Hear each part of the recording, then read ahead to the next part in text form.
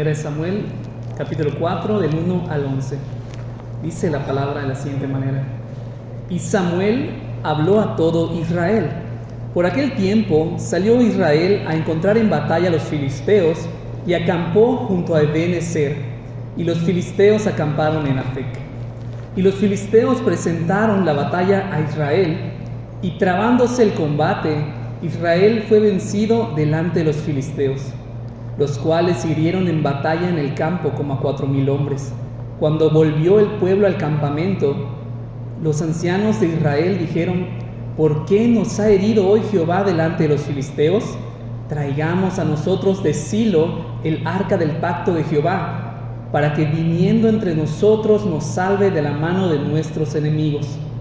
Y envió el pueblo a Silo, y trajeron de allá el arca del pacto de Jehová de los ejércitos, que moraba entre los querubines, y los 2 hijos de Elí, Ofni y Fines, estaban allí con el arca del pacto de Dios. Aconteció que cuando el arca del pacto de Jehová llegó al campamento, todo Israel gritó con tan gran júbilo que la tierra tembló. Cuando los filisteos oyeron la voz de júbilo, dijeron: ¿Qué voz de gran júbilo es esta en el campamento de los hebreos? Y supieron que el arca de Jehová había sido traída al campamento. Y los filisteos tuvieron miedo porque decían: ha venido Dios al campamento. Y dijeron: ¡ay de nosotros! Pues antes de ahora no fue así. ¡Ay de nosotros! ¿Quién nos librará de la mano de estos dioses poderosos? Estos son los dioses que hirieron a Egipto con toda plaga en el desierto. Esforzaos, oh filisteos, y sed hombres, para que no sirváis a los hebreos como ellos os han servido a vosotros. Sed hombres y pelead. Pelearon pues los filisteos, e Israel fue vencido, y huyeron cada cual a sus tiendas, y fue hecha muy grande mortandad, pues cayeron de Israel 30,000 hombres de a pie. Y el arca de Dios fue tomada, y muertos los 2 hijos de Elí, Ofni y Fines. Padre, ya hemos orado, pero una vez más te quiero pedir que me ayudes, Señor, a ser fiel a tu palabra. Me ayudes, Padre, a que las cosas que se digan sean para la gloria tuya y la gloria de tu Hijo. Padre, y que esta palabra pueda transformar nuestras vidas desde lo más profundo de nuestro ser. Te lo pedimos en el nombre de Jesús. Amén. Pueden sentarse, hermanos. Lo bueno que el hermano Rogelio hace un momento que saludó, ya empezó con la introducción de mi tema. Gracias, hermano. Cuando las cosas no marchan bien en nuestra vida, más que nada para los cristianos sabemos que a veces las cosas no van a marchar bien y que tenemos que darle la gloria a Dios. Y cuando marchan bien, tenemos que darle la gloria a Dios. Pero muchas veces cuando no estamos en la fe, cuando no estamos afirmados en Cristo, cuando las cosas no marchan bien, queremos buscar a Dios solamente para que nos ayude en nuestros propósitos. Es decir, que lo buscamos a pesar de que no le amamos, que lo buscamos para que nos sirva Él a nosotros a pesar de que no le honremos, de que no le alabemos. Bueno, eso es lo que está sucediendo en esta lectura que hemos tenido.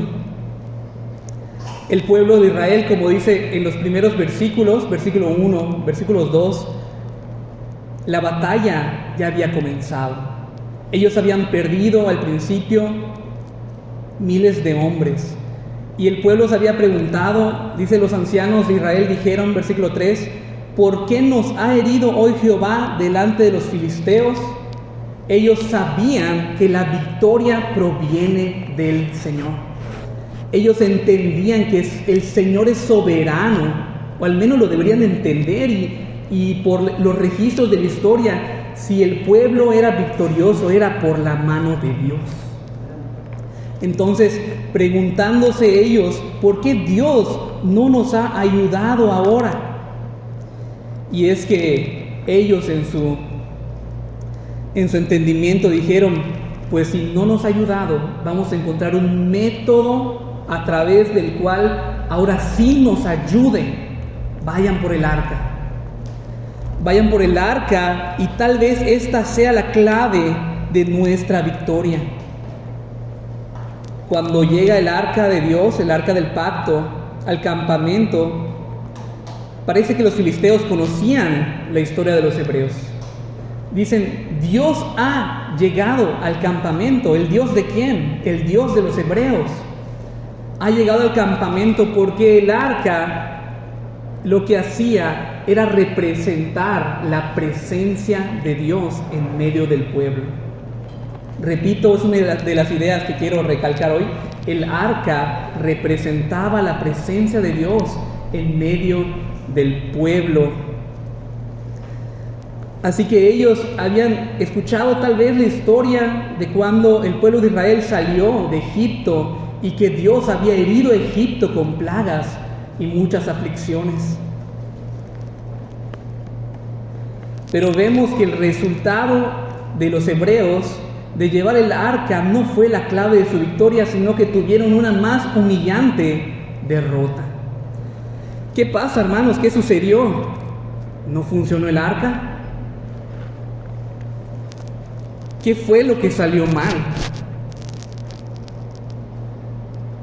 Viendo la escritura, es posible que ellos hayan considerado que así como Josué llevó el arca cuando tomaron Jericó, pensaron que eso iba a ser de la misma manera. Josué 6, del 6 al 7. Llamando pues Josué, hijo de Nun, a los sacerdotes, les dijo: llevad el arca del pacto, y 7 sacerdotes lleven bocinas de cuerno de carnero delante del arca de Jehová. Y dijo al pueblo: pasad y rodead la ciudad, y los que están armados pasarán delante del arca de Jehová. Es decir, el arca de Dios le dio la vuelta a Jericó. El arca dio esas vueltas junto con el pueblo. ¿Y recuerdan algo característico de la batalla en Jericó, de la toma de Jericó? Ellos gritaron. ¿Qué hicieron los israelitas ese tiempo cuando llegó el arca? Dice la palabra que también tuvieron en el versículo 5, versículo 6, un grito de gran júbilo. No es muy parecido a lo que están haciendo los israelitas de este tiempo. Están considerando que de la misma manera que Josué llevó el arca, que gritaron con júbilo, pensaron que el método les iba a ayudar, de que Dios iba a mirarlos a ver y que los iba a respaldar. Pero de nuevo repito que ellos tuvieron una más humillante derrota.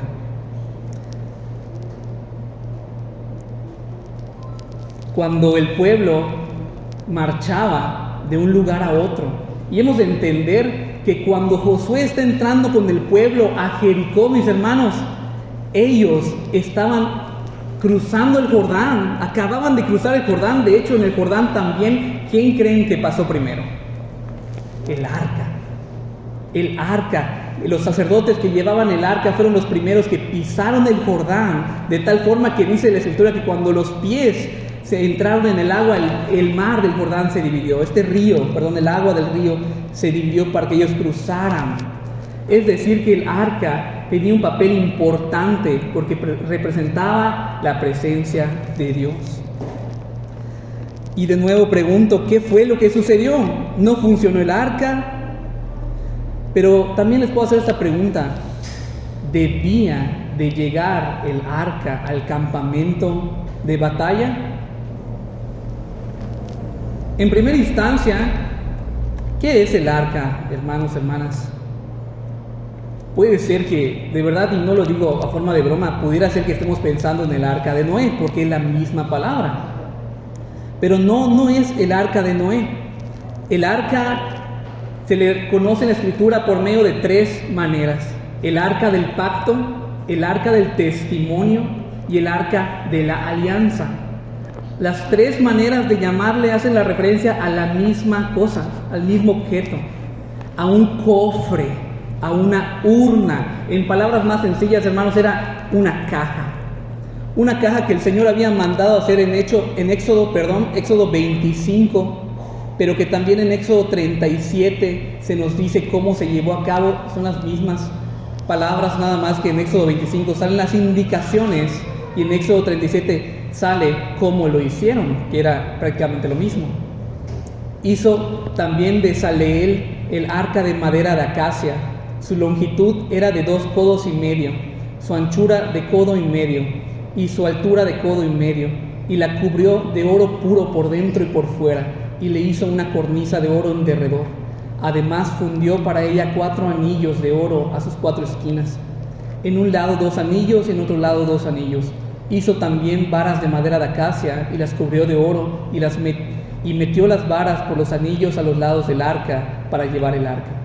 Hizo asimismo el propiciatorio de oro puro, su longitud de 2 codos y medio y su anchura de codo y medio. Hizo también los 2 querubines de oro labrados a martillo en los 2 extremos del propiciatorio, un querubín a un extremo y otro querubín al otro extremo. De una pieza con el propiciatorio hizo los querubines a sus 2 extremos, y los querubines extendían sus alas por encima, cubriendo con sus alas el propiciatorio, y sus rostros, el uno enfrente del otro, miraban hacia el propiciatorio. Cuando estamos leyendo en Éxodo, llegamos a esta parte, yo creo que todos hemos cometido el pecado de considerar que es aburrido, de no imaginarnos más o menos cómo es lo que era. Pero no, esta parte no es para nada aburrida, es muy importante y es vital. La indicación del Señor en Éxodo 25 tenía que ser al pie de la letra. Y esto es lo que había hecho Bezaleel, que había sido capacitado. No lo pusieron a construir algo que él no podría construir, sino que lo capacitó el Espíritu de Dios. Y es que llevan a cabo este utensilio del templo. Yo creo que ya lo hemos visto en algunas imágenes también, pero era esta imagen algo muy cercano de lo que era originalmente el arca. Era una caja, una urna, un cofre donde debían de guardar algo adentro, y eso que debían de guardar eran las tablas de la ley que Dios entregó a Moisés. De ahí que se llame el arca del pacto, porque la ley con la cual pactaron estaba dentro de ella, o el arca de la alianza, en la cual Dios hizo un pacto con ellos, o el arca del testimonio, porque estas leyes eran el testimonio de Dios.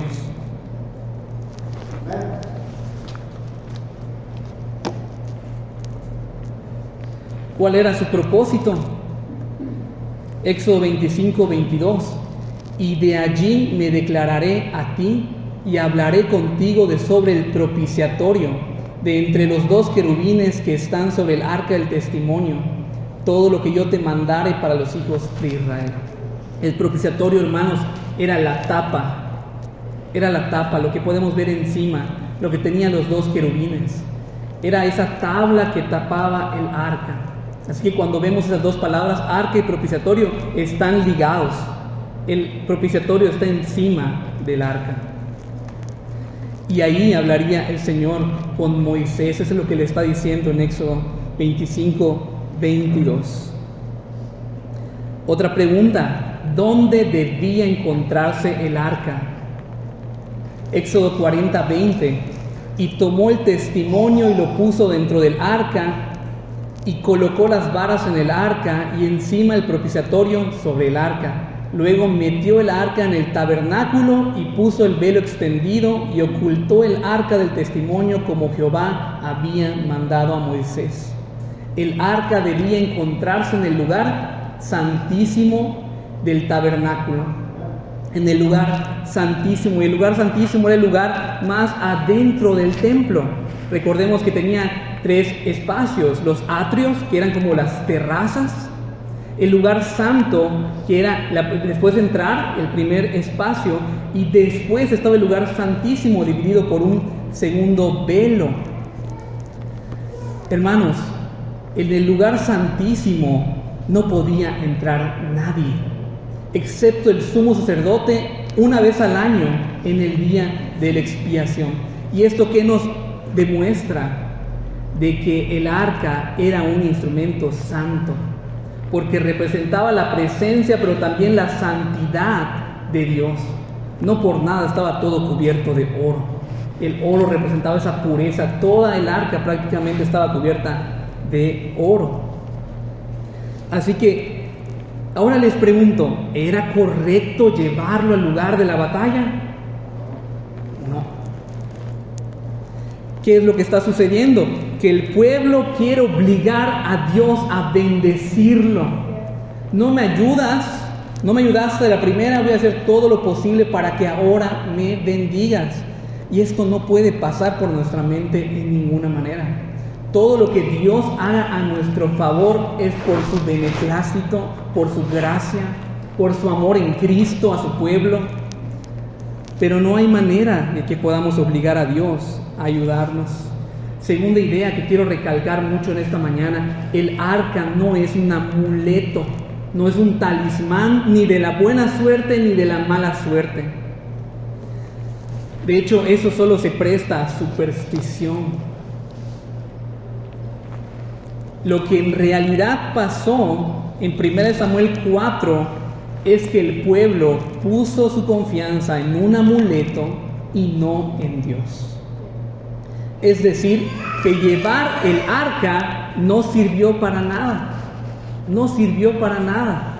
Solamente el arca no iba a servir de nada si no estaban confiando en el poder y en la voluntad de Dios. Y esto no ha de extrañarnos. Para los que leen sus Biblias, eso no debe extrañarnos, porque en 1 Samuel 4, 5, 6, 7, que es lo que vamos a abarcar más o menos, estamos en la época histórica de los jueces, en el libro de los jueces. Aunque estamos leyendo Samuel, sabemos que Samuel era un juez y la época era la época de los jueces. ¿Qué sucedía en la época de los jueces? En estos días no había rey en Israel, cada uno hacía lo que bien le parecía. El pueblo no andaba de acuerdo a la voluntad de Dios. Y déjenme recalcar también que en el tiempo de los reyes mucha gente anduvo como bien le pareció. Pero ese es otro tema. Cuando el rey andaba de acuerdo a la voluntad de Dios, el pueblo andaba de acuerdo a la voluntad de Dios. Pero cuando el rey no, el pueblo tampoco. Pero tenemos a este pueblo entonces que no anda de acuerdo a la voluntad de Dios. Y nos dice la Escritura, y voy a resumir, hermanos, hermanas, voy a resumir 1 Samuel 5, 6 y el inicio del 7. Dice al final del capítulo 4 que el arca de Dios fue tomada por los filisteos y murieron los dos hijos de Elí, Ofni y Fines. Más adelante van y le avisan a Elí, a este sacerdote, y le dicen: el arca fue tomada, tus hijos han muerto, perdimos la batalla, y es donde él cae y muere. Pero antes de que él fallezca, uno de sus temores y mayores preocupaciones era que el arca había sido tomada, porque dado que el arca representaba la presencia de Dios, esto es, Israel ya no tiene la presencia de Dios en medio de su pueblo.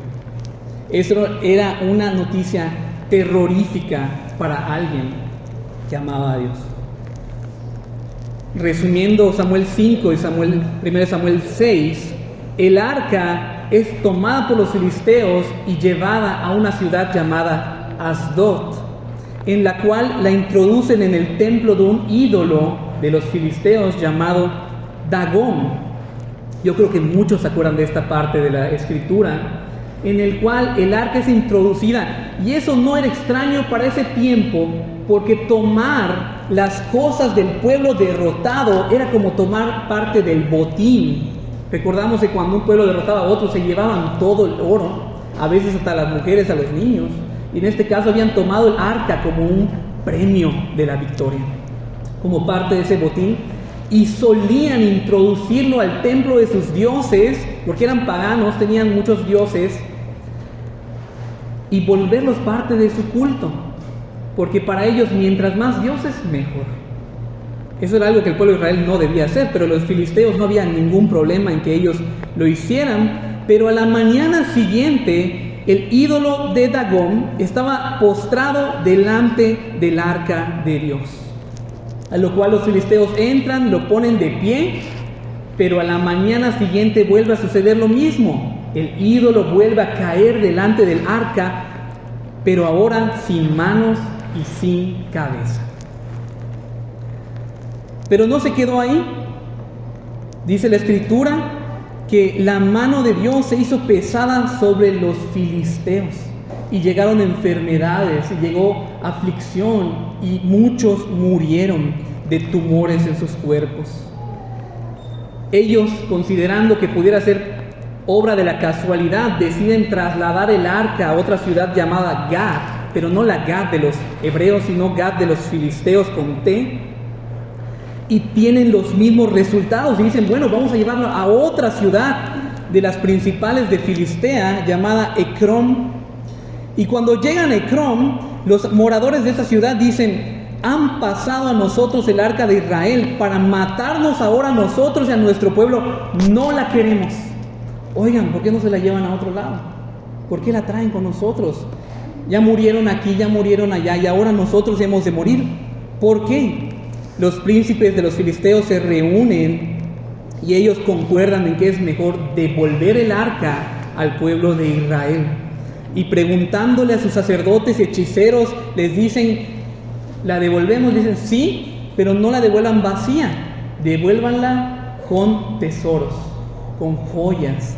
Y es de ahí que los filisteos llenan el arca, pero en una caja aparte, la llenan de tesoros y joyas para ser expiados.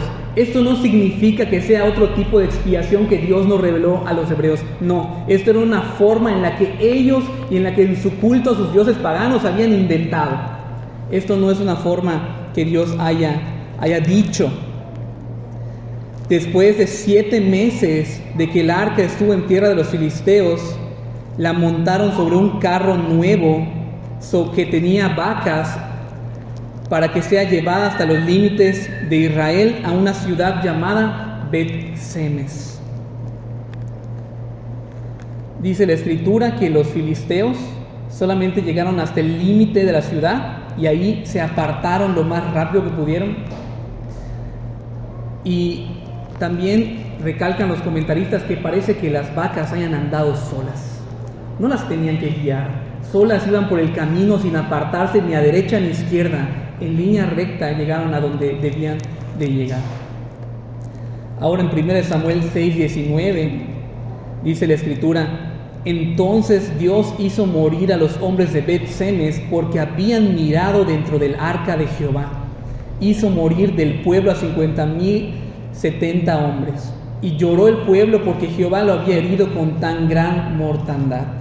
Y uno se pregunta ahora, si esto sucedió en Filistea, en 3 ciudades, ¿por qué ahora que regresó a su lugar, al pueblo de Israel, sigue muriendo gente? Y sigue la mano de Dios pesada sobre los hombres. ¿Qué es lo que está sucediendo? Y la razón de lo que está sucediendo, porque están sucediendo estas cosas, es la misma razón de la pregunta que se hacen los hombres de Bet-Semes. Escuchen versículo siguiente. ¿Qué dicen los hombres de Bet-Semes? Y dijeron los de Bet-Semes, ¿quién podrá estar delante de Jehová, el Dios Santo? La respuesta a esta pregunta es la razón por la cual estas cosas están sucediendo. Nadie puede estar delante del Dios Santo y permanecer igual. ¿A quién subirá desde nosotros? Y enviaron mensajeros a los habitantes de Kiriat Jearim, diciendo, los filisteos han devuelto el arca de Jehová, descended pues y llevadla a vosotros. Otra vez, dicen ellos, no la queremos entre nosotros, que se la lleven. Que se la lleven porque nos está afligiendo. Hermanos, y yo sé, y van a decir, pero ahí dice claro que ellos abrieron la tapa, abrieron el propiciatorio. Tienes razón, pero lo que estaban demostrando sus acciones, sus actitudes, era una falta de conocimiento y de reverencia ante la santidad de Dios. Falta de reverencia ante la presencia de Dios. Les vuelvo a preguntar, ¿dónde debía estar el arca? En el lugar más santo. ¿Por qué en el lugar santísimo? Para que ningún hombre esté alrededor de ella. Y cuando alguno fuera a entrar, el sumo sacerdote una vez al año tenía que purificarse, y si había pecado iba a caer muerto. ¿Lo recuerdan? Eso es lo que sucede cuando estás delante de la presencia de Dios. O caes muerto. o eres redimido. Solo hay dos cosas que pueden pasar. Así que ellos piden, vengan a buscarla, no queremos tampoco que esté aquí entre nosotros. A lo cual lo llevan a la casa de un hombre llamado Abinadab, que vivía en Kiriat Jearim, y él era levita. Y deciden poner a su hijo Eleazar en servicio del arca, y ahí permanecerá por muchos años, hasta el tiempo del rey David. Y quiero recalcar de una vez, hermanos, durante el tiempo de Saúl no se menciona el arca. No le prestaron atención, dice la Escritura. Durante el tiempo de Saúl no se prestó atención, por lo cual llegamos al tiempo de David. Y él, como dice la palabra, quiere hacer lo que vamos a leer ahora. Entonces Primera de Crónicas 13, del 1 al 14. Primera de Crónicas 13, del 1 al 14.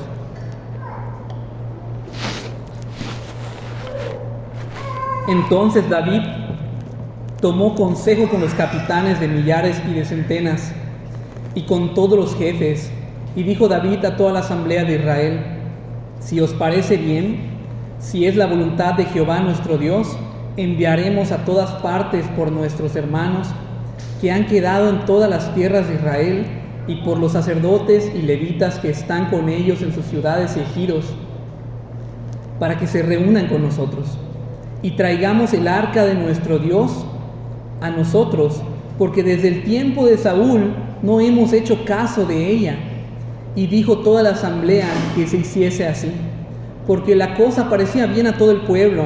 Entonces David reunió a todo Israel, desde Sior de Egipto hasta la entrada de Hamat, para que trajesen el arca de Dios de Kiriat Jearim. Y subió David con todo Israel a Baala de Kiriat Jearim, que está en Judá, para pasar de allí el arca de Jehová Dios, que mora entre los querubines, sobre la cual su nombre es invocado. Y llevaron el arca de Dios de la casa de Abinadab en un carro nuevo, y Usa y Ahío guiaban el carro. Y David y todo Israel se regocijaban delante de Dios con todas sus fuerzas, con cánticos, arpas, salterios, tamboriles, címbalos y trompetas. Pero cuando llegaron a la era de Kidón, Usa extendió su mano al arca para sostenerla, porque los bueyes tropezaban. Y el furor de Jehová se encendió contra Usa y lo hirió, porque había extendido su mano al arca, y murió allí delante de Dios. Y es posible que tú hayas escuchado este pasaje y esta prédica a partir de aquí con un mensaje de prosperidad. Perdón, nos faltaron unos versículos 11 y 13. Y David tuvo pesar porque Jehová había quebrantado a Usa, por lo que llamó aquel lugar Pérez Usa hasta hoy. Y David temió a Dios aquel día y dijo: ¿cómo he de traer a mi casa el arca de Dios? Y no trajo David el arca a su casa en la ciudad de David, sino que la llevó a casa de Obed-Edom Geteo. Y el arca de Dios estuvo con la familia de Obed-Edom en su casa 3 meses, y bendijo Jehová la casa de Obed-Edom y todo lo que tenía. Y es posible que ya hayan escuchado la prédica de este pasaje. En muchas ocasiones una prédica de prosperidad, enfocada al éxito. Pero vamos a tratar de que sea, ¿verdad?, como tenemos la intención aquí, qué es lo que verdaderamente dice la palabra que está sucediendo. Viendo el contexto que tenemos del arca, viendo el contexto que tenemos de la parte histórica,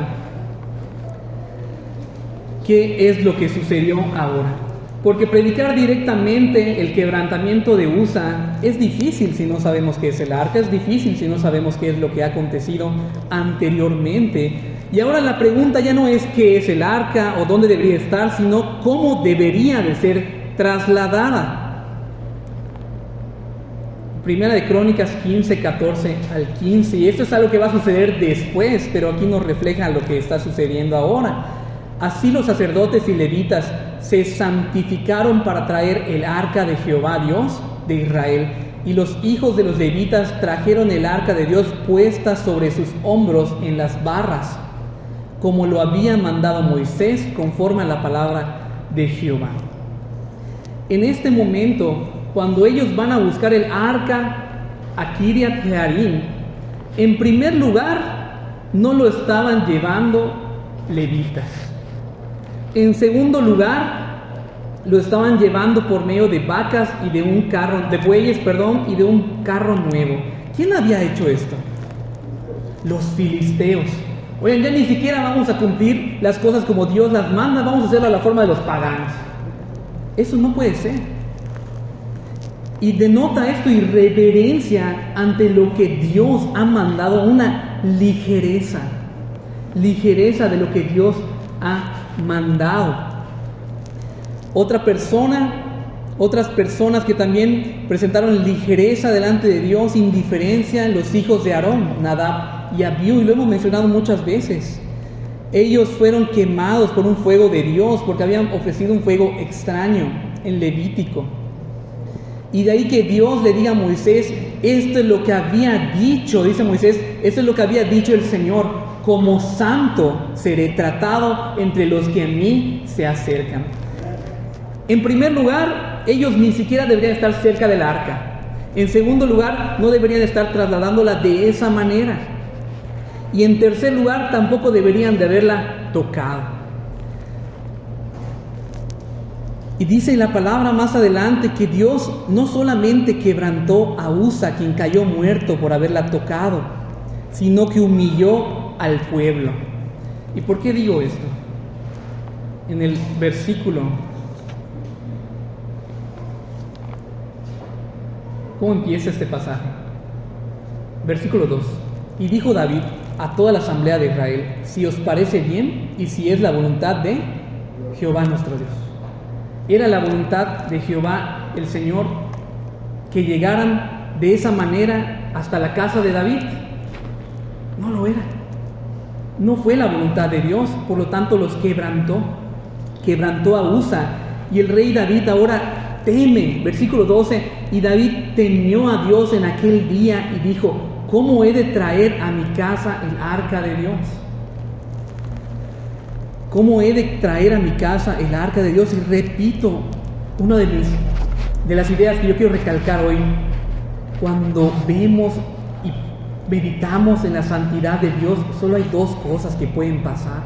O huimos, o tememos y huimos, o tememos y nos acercamos arrepentidos. Solo hay dos cosas que pueden pasar. Bueno, y dice el rey David, ¿cómo he de traer a mi casa el arca de Dios? Ya no quiero que vaya a mi casa. Y la manda a casa de este hombre llamado Obed-Edom, donde el arca va a ser 3 meses. Y dice la escritura que Jehová bendijo la casa de Obed-Edom y todo lo que tenía. Podemos considerar ahora que el arca es un amuleto. Podemos considerar que el arca es un talismán de la bendición. Y yo les pregunto, ¿esta bendición que llegó a la vida y a la casa de Obed-Edom fue por causa del arca o fue por causa de su fe en Dios? Por medio de lo que hemos leído, ¿qué me podrían contestar? ¿No es Dios galardonador de los justos? ¿No era Job un hombre justo sobre la tierra y él era bendecido por Dios? Antes de que preparen sus piedras, hermanos, Deuteronomio 26, 27, 28 nos habla acerca de la bendición y de la maldición. Es algo que ha sido muy edificante para esta iglesia y que estudiamos en su tiempo. Y en el capítulo 28, 1 dice quiénes son los que van a ser bendecidos. Dice, acontecerá que si oyeres atentamente la voz de Jehová tu Dios, para guardar y poner por obra todos sus mandamientos que yo te prescribo hoy, también Jehová tu Dios te exaltará sobre todas las naciones de la tierra, y vendrán sobre ti todas estas bendiciones y te alcanzarán si oyeres la voz de Jehová tu Dios. Y pueden leer en casa todo lo que continúa, y son todas bendiciones que seguramente llegaron a la vida de la casa de Obed-Edom. Y de nuevo pregunto, ¿es por causa del arca o es por causa de su fe en Dios? Y esto es similar, hermanos, a lo que nosotros vivimos, lo que sucede en nuestra vida. Nosotros no vivimos los mandamientos o no intentamos, ¿verdad?, cumplir los mandamientos de Dios porque vayamos a ser bendecidos por ello, sino que porque ya fuimos bendecidos es que queremos vivir de acuerdo a los mandamientos. Y esto realmente es un comentario, hermano. Yo considero que Obed-Edom fue bendecido por su actitud, por su reverencia, por su deseo de cumplir el mandamiento de Dios, y no solamente porque el arca llegó a su casa. Porque ya vimos que el arca por sí sola solamente puede traer aflicción. Ya vimos que sucedió muerte. Pero este hombre seguramente era un justo del Señor. Así que viendo estas cosas, David ahora sí decide trasladar de nuevo el arca en un segundo intento. Y los comentaristas también opinan de por qué el rey David quería llevarlo a una tienda en Jerusalén, porque ya no lo iba a llevar a su casa. Dice 1 Crónicas 15, del 1 al 2, hizo David también casas para sí en la ciudad de David, esto es Jerusalén, y arregló un lugar para el arca de Dios y levantó una tienda. El tabernáculo todavía se encontraba en Gabaón, donde antes habían tomado el arca en 1 Samuel 4. Pero ahora David no la quiere llevar a su casa, sino que ha preparado un lugar especial. Una tienda, aunque no es el tabernáculo, seguramente era similar al tabernáculo. Entonces dijo David, el arca de Dios no debe ser llevada sino por los levitas, porque a ellos ha elegido Jehová para que lleven el arca de Jehová y le sirvan perpetuamente. Y congregó David a todo Israel en Jerusalén para que pasasen el arca de Jehová a su lugar, el cual le había preparado. Vemos ahora que la actitud y la intención del rey David es hacer las cosas de una manera más reverente, de una manera adecuada, de la manera indicada por el Señor. Que lo hagan los levitas, que lo hagan tomando de las barras de madera que iban en medio de los anillos y llevarla al lugar que él había preparado. Pero seguimos leyendo. Primera de Crónicas 15, ahora en el 12 al 15. Y les dijo, vosotros que sois los principales padres de las familias de los levitas, santificaos vosotros y vuestros hermanos, y pasad el arca de Jehová, Dios de Israel, al lugar que le he preparado. Pues por no haberlo hecho así vosotros la primera vez, Jehová nuestro Dios nos quebrantó, por cuanto no le buscamos según su ordenanza. Así los sacerdotes y los levitas se santificaron para traer el arca de Jehová, Dios de Israel. Y los hijos de los levitas trajeron el arca de Dios puesta sobre sus hombros en las barras, como lo había mandado Moisés, conforme a la palabra de Jehová. ¿Qué sucedió entonces en la vida de estas personas?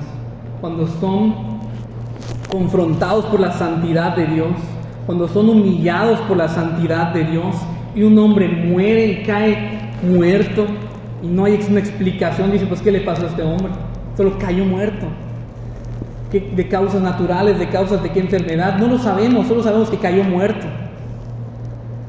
Así que cuando una persona se confronta con la santidad de Dios, yo decía, o caes muerto, o huyes, o te arrepientes y quieres ser conformado de acuerdo a esa santidad y quieres mostrarte reverente. Otro pasaje muy predicado en este púlpito es Isaías 6. Cuando Isaías tiene esta visión delante de Dios, lo que él dice, él cae como muerto, cae rendido. Y él sabe que merece morir. Dice, soy un hombre muerto, porque siendo yo de labios inmundos, mis ojos han visto al Rey. Y siendo yo hombre que habito entre el pueblo de labios inmundos. Pero él no cae muerto después. Él es redimido. Y no solamente redimido, sino que es enviado a servir al Señor. Así que esto es lo que sucede cuando nos confrontamos contra la santidad de Dios. O huimos, o caemos muertos, o somos redimidos por su gracia, por su misericordia, por su perdón. Seguimos leyendo, versículo 25, mismo capítulo. David, pues, y los ancianos de Israel y los capitanes de millares fueron a traer el arca del pacto de Jehová de casa de Obed-edom con alegría. Y ayudando Dios a los levitas que llevaban el arca del pacto de Jehová, sacrificaron 7 novillos y 7 carneros. Vemos también una actitud de alabanza, una actitud de adoración. En el antiguo relato ellos no estaban sacrificando, ¿verdad?, holocaustos, pero en este sí. Entonces su actitud ha cambiado, se denota arrepentimiento, porque no solamente es el modo, no es el método, sino la actitud. Es similar a que vengamos todos los días a la iglesia, todos los domingos, todos los llamados al culto, y vengamos todas las ocasiones puntualmente, bien vestidos, bien peinados, pero que nuestra actitud sea irreverente. No estamos haciendo nada delante de Dios. Si venimos todas esas veces, pero no tenemos fe en nuestro corazón, no hacemos nada. Y yo les pregunto, ¿es Dios un medio o es Dios un fin? ¿Es Dios un medio para que seamos bendecidos? ¿Es Dios un medio para que alcancemos éxito en esta tierra, riquezas? Hermanos, Dios es el fin principal de todas las cosas. Dios es la causa principal de todas las cosas, como dice la confesión de fe. Dios es lo más importante de todas las cosas y no es un simple medio. Y por más utensilios santos que hayan, aunque los encontráramos y los tuviéramos en nuestra casa, sin un gramo de fe, no pasaría nada. Sin reverencia a Dios, sin amor por Dios, sin haber nacido de nuevo, porque nos decía nuestro hermano, no hacemos nada. La actitud ahora del pueblo denota arrepentimiento. Ya no hay ligereza en la tarea que están llevando a cabo. Ellos han preparado un lugar especial y han preparado personas dedicadas al servicio del arca, y no solamente al servicio del arca, sino a la adoración a Dios. Cantores, salmistas y sacerdotes que ofrezcan sacrificios.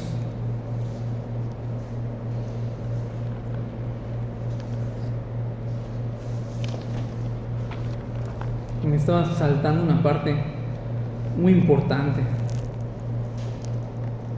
No hace mucho tiempo que fui confrontado en algo. Una persona se me acercó, una persona que profesa ser cristiana, se me acercó y me dijo, oye, ¿no me invitaste a la presentación de tu hija? Y le dije, no te invité, le dije. No te invité. Pero estaba bromeando porque no le invité porque no hubo presentación de mi hija. Y esta persona, no sé si decir de esa manera, sorprendida, pero en mal sentido de la palabra, me empezó a exhortar y me dijo, ¿cómo es posible que no la hayas presentado? ¿Qué te está pasando? ¿No que eres cristiano? Y yo le dije, oye, ¿no te parece que tenemos que estar 100% convencidos por medio de la Escritura de que lo que hagamos en la iglesia tenemos que estar convencidos de que la palabra lo manda? Y de verdad que me dijo, no necesariamente. Me dijo, no, eso es secundario. Yo le dije, bueno, yo no creo así. Yo creo que tengo que estar plenamente convencido, le dije. Y en mi iglesia no estamos convencidos de que sea necesario. Estás haciendo mal, me dijo. Tan siquiera no se lo has dado al pastor para que ore por ella. No ha ido a tu casa la primera semana que nació para que el pastor ore por ella. Yo le dije, no. Y de nuevo se sorprendió y yo le dije, yo he orado por ella desde el momento en que supe que tenía vida. En el momento que supe que había sido concebida, empecé a orar por ella. ¿Y por qué estoy contando esta anécdota, hermanos? Porque este tipo de prácticas en las cuales no estamos 100% convencidos por medio de la palabra han llevado a la iglesia a caer en superstición. Pensar que estamos haciendo algo más y que Dios va a hacer algo más por nosotros, va a tener un cuidado especial sobre una persona, por ejemplo mi hija, por haberla presentado. Y yo sé que alguien está pensando o me fuera a decir cuando yo me baje, oye, pero la presentación es un agradecimiento a Dios. Yo estoy totalmente de acuerdo. hay que agradecer a Dios. Pero esto ha llevado a que después se suba la familia aquí al altar, a que se vistan de la mejor manera, a que se maquille la mamá de la mejor manera, a que, hay padrinos cristianos ahora. No, le llaman testigos. Eso no es agradecimiento. Cuando necesitas padrinos, testigos, ropa especial, ya eso no es agradecimiento, ya es otra cosa. Ya la intención del corazón ya no es el agradecimiento por sí solo.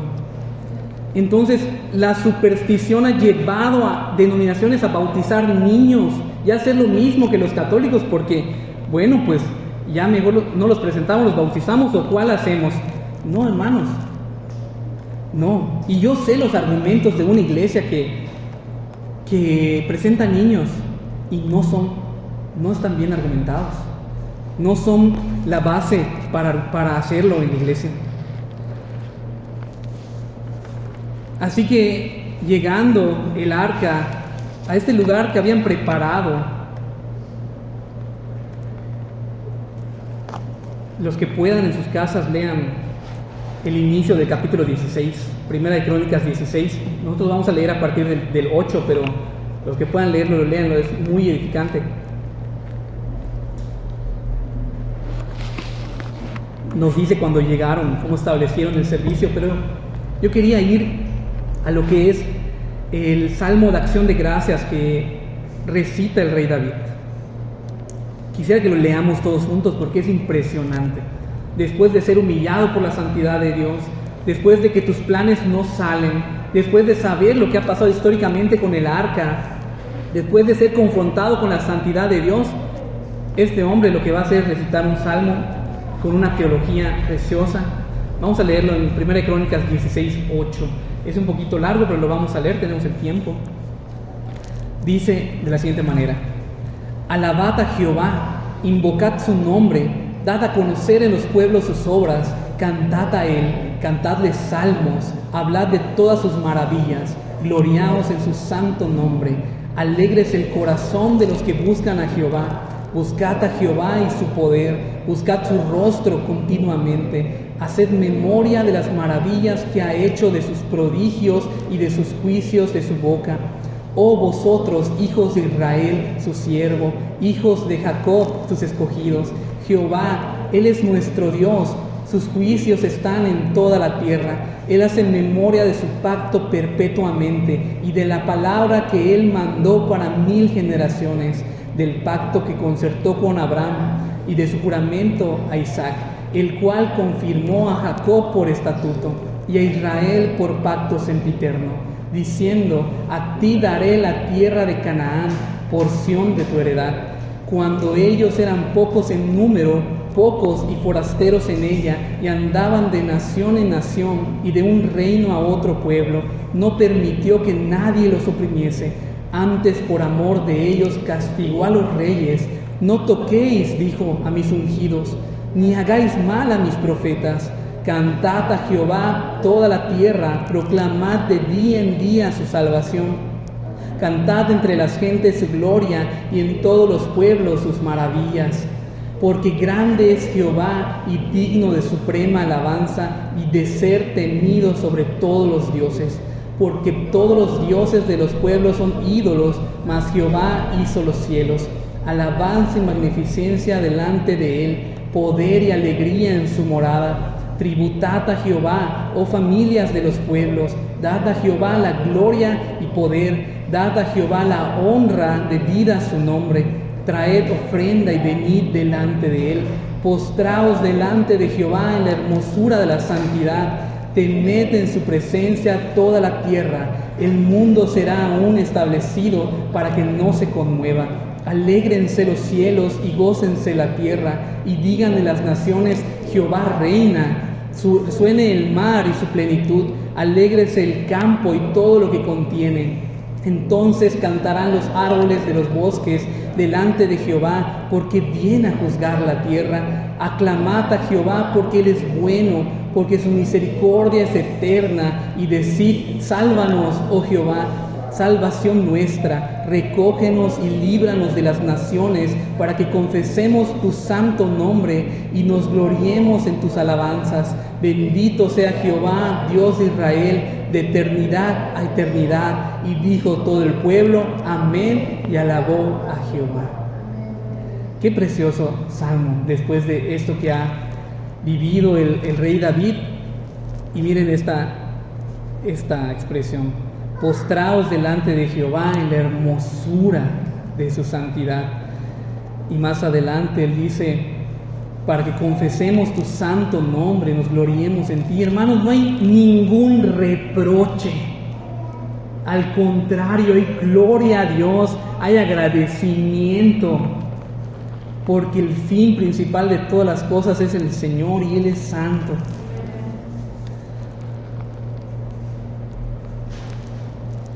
Ahora la Escritura nos describe cómo inicia este servicio del arca en aquella tienda que la habían preparado.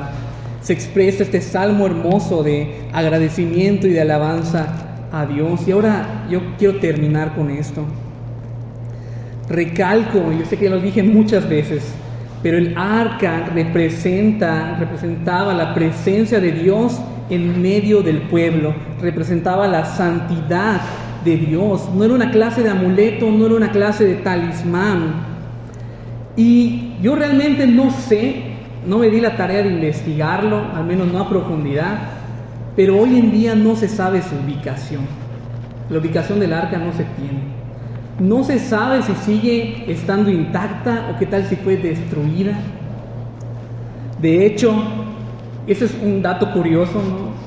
Hay una película de Indiana Jones donde se llama Indiana Jones y el Arca Perdida. O sea, realmente es parte de la historia, ¿verdad? No significa que eso sea verdad, no, para nada. Pero existe esta búsqueda. Pero aunque la encontráramos, hermanos, yo lo dije, aunque sea encontrada, también están las búsquedas del Santo Grial, de esta copa que tomó el Señor Jesucristo en la última cena, y otros pares de inventos como la cruz en la que el Señor fue colgado, o el sudario en el que Él fue envuelto cuando Él murió en la cruz. Pero esto no haría ninguna diferencia para la iglesia. De hecho, reduciría la fe en vez de fortalecerla. Cristo, mis hermanos, es el arca del nuevo pacto. Había un arca del antiguo pacto, el cual ya no se sabe dónde está, el cual ya no cumple su función, pero Cristo es el arca del nuevo pacto, porque en Él está toda la plenitud de Dios, y Él es Dios en medio de su pueblo, Él es Dios entre nosotros, y Cristo está en su iglesia. Así que si queremos conocer el arca, tenemos que ir a Cristo. Tenemos que conocer a Cristo, tenemos que confiar en Cristo.